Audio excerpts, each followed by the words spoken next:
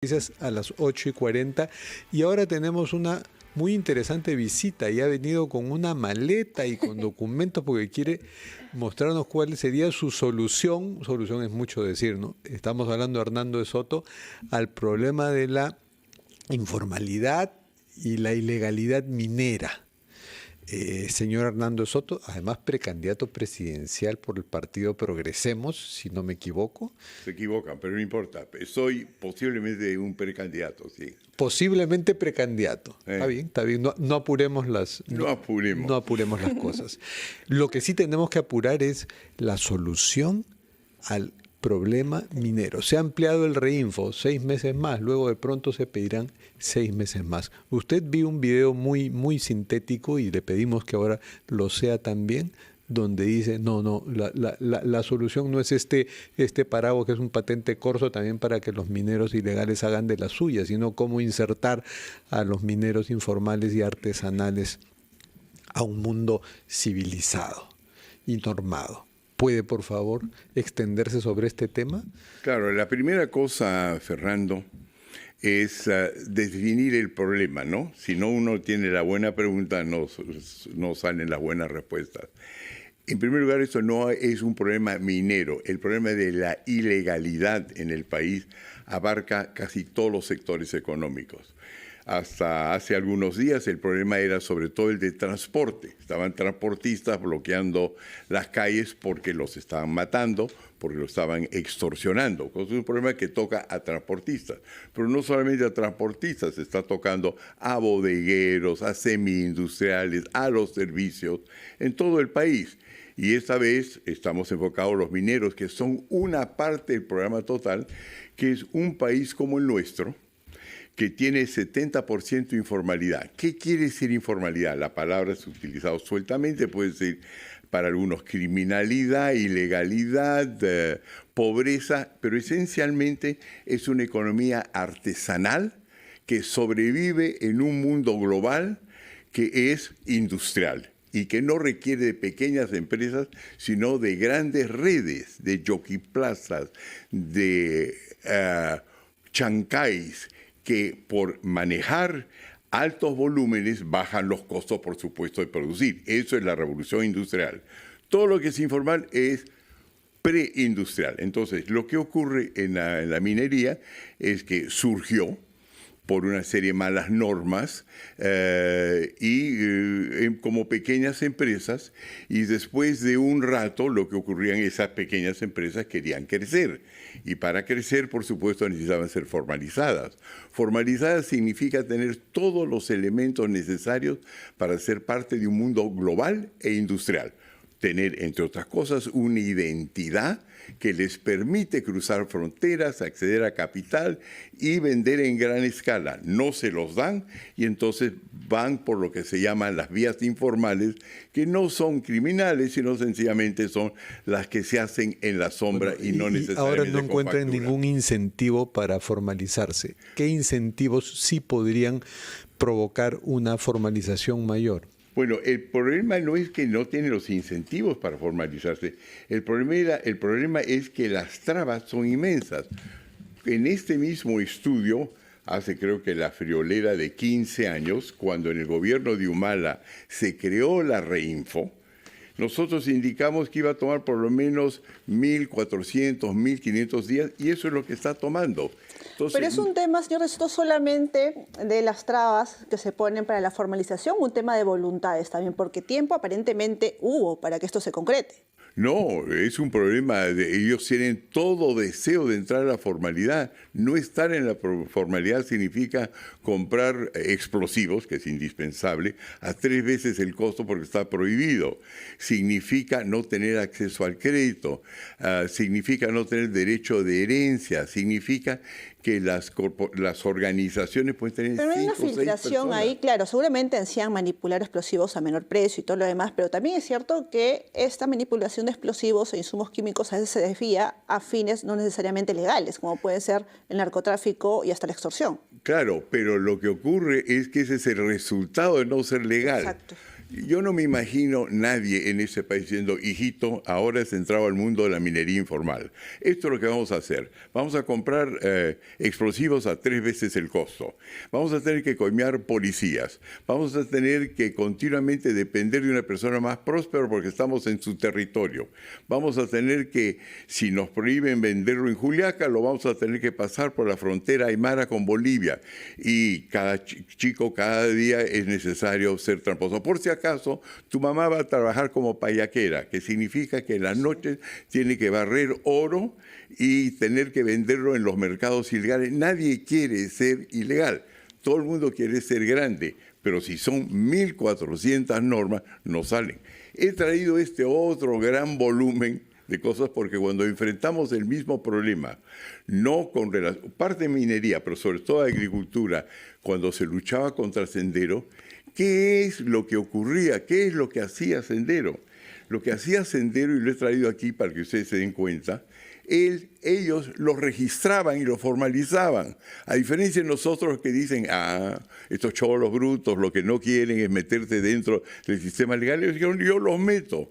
Y la manera como le ganamos a Sendero es agarrar los registros de Sendero, lo puedo decir porque lo hice yo y he escrito un libro al respecto que se llama El Otro Sendero, es agarrarnos los registros de Sendero, legalizarlos, adecuarlos en la economía de mercado y los metimos adentro y acabamos con la guerra en Ayacucho. Sí, muchas veces en otras palabras, todo el mundo quiere ser formal y hasta ahora lo que ocurre es que todos que tememos la competencia de los llamados cholos, entonces le comenzamos a meter mucho. Claro, Hernando, suena muy interesante cuando muchas veces y tus teorías económicas reposan en, demos títulos, demos propiedad, que la gente se sienta de alguna manera dueña, que tiene disposición sobre su terreno, sobre sus herramientas de trabajo y que pueda reproducirse.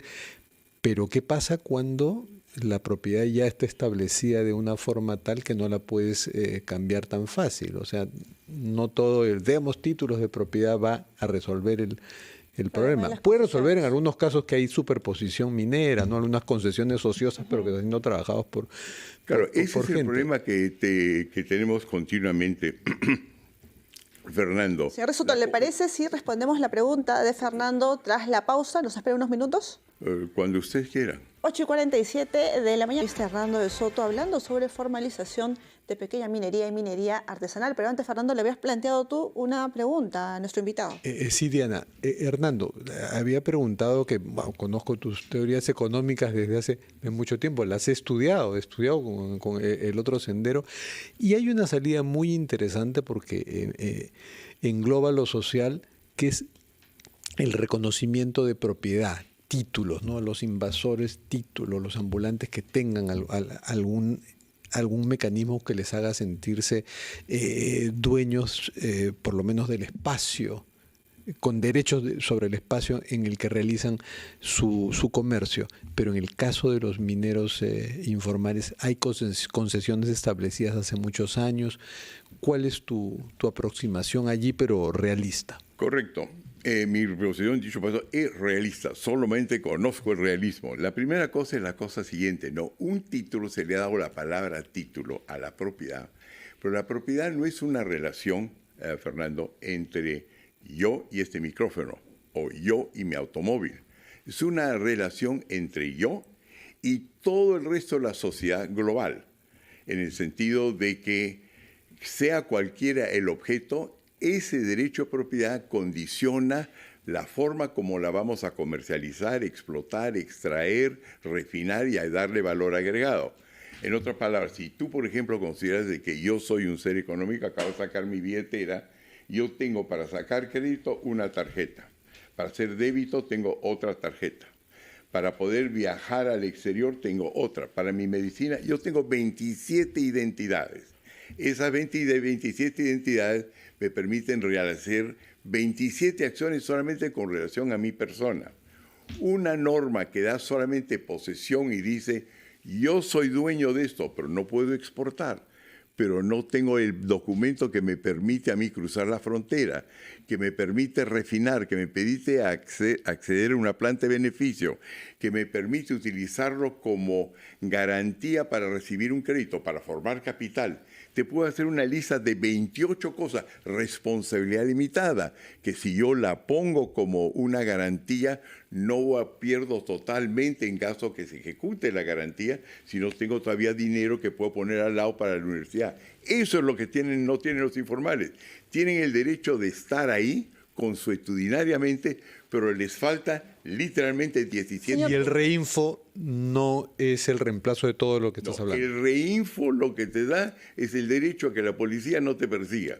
Pero si tú quieres salir a Nueva York o a la Bolsa de Metales de Londres o a Vancouver, donde venden tus minerales, los limeños que tienen todas esas características, todos estos abogados pueden, pero los llamados informales, que son 700,000, 4 veces más que los otros, no tienen ese derecho. 1. 2. Hay distintos tipos de propiedad. Por ejemplo, una cosa es la concesión que tú tienes para acceder a la materia prima que está bajo la tierra.